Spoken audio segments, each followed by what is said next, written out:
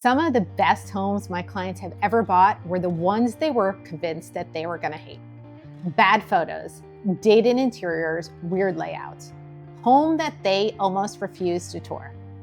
And every single time, those homes gave them more equity, more control, and a better lifestyle than the perfect houses everyone was fighting over.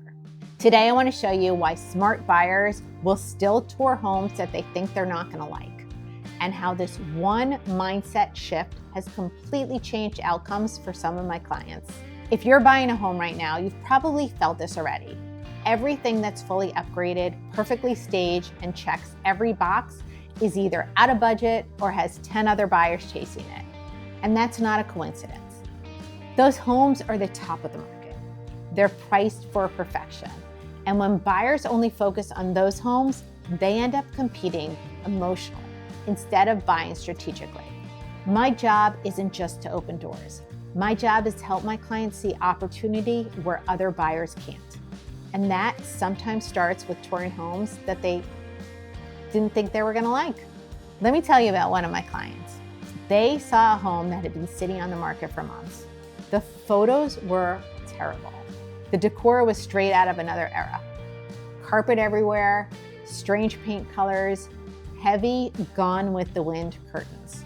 The kind of house that most buyers scroll right past. But here's the thing. It was on a lake. The listing wasn't even marketed as a waterfront property. The agent was part-time. She didn't know the market well, and she completely missed what actually made the home valuable. My clients almost didn't want to see it. They assumed something must be wrong. But when we toured it, two things became immediately clear. One, the location was incredible. And two, the house had incredible bones. It was also about $100,000 under their budget. And because it had been sitting so long, we were able to make a lowball offer. During inspections, bonus, we discovered the roof had already been replaced just a few years earlier. They walked into that home with instant equity. And because they bought it well under budget, they had the freedom to renovate it exactly the way they wanted. They didn't settle. They created their dream home and increased its value even more in the process. I had another client.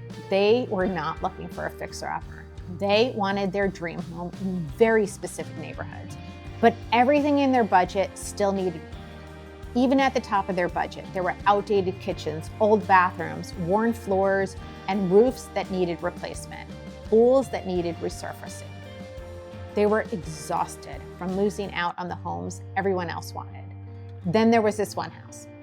Original owner, pets, weird architecture. Those half walls that don't reach the ceiling, dividing spaces that should feel open. The carpet had already been ripped out in the bedrooms. It felt unfinished and unloved. And even though it was priced well, it was sitting. Well, everything around it was selling. They didn't see it as a dream home. They saw it as a risk. They saw it as a blank slate in the exact neighborhood they loved. They made a low offer, and they got it.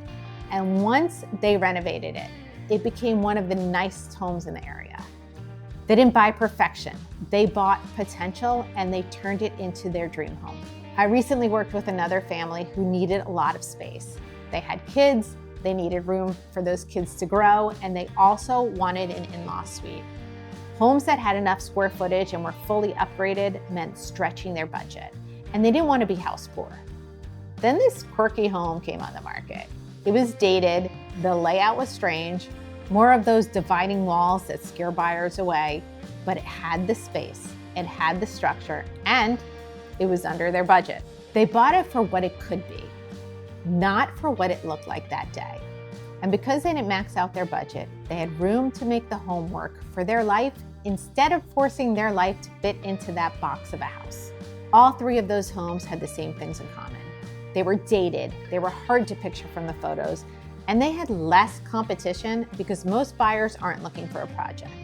But they all had strong bones, good structure, solid systems, and locations that command long-term value. Most buyers shop photos, smart buyers shop potential. Homes that are launched poorly, marketed incorrectly, or priced wrong lose momentum quickly. And when a home sits, sellers get tired. Seller fatigue always creates an opportunity. When you buy under market value, you don't just get a better price, you get options. Your taxes are based on what you paid. Your renovation dollars go into your vision, and you avoid competing with 10 other buyers who are chasing the perfect home. Here's the truth that most buyers don't want to hear. Homes rarely check every box, but the right home gives you the ability to create the boxes that matter most. So if you're tired of negotiating on the homes that everyone wants, it might be time to stop asking, do I love it? And start asking, what could this become? The buyers who win aren't always the ones who are spending the most. They're the ones with vision, strategy, and the willingness to step outside the box.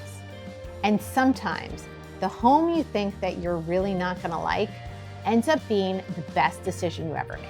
So I'm curious, what's the one thing that immediately would make you say no to a house? Is it carpet, the layout, an outdated kitchen, bathrooms?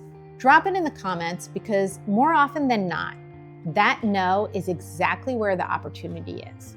If you like this video, check out my next one. That's all for now, so thank you for watching, and I'll see you in the next one.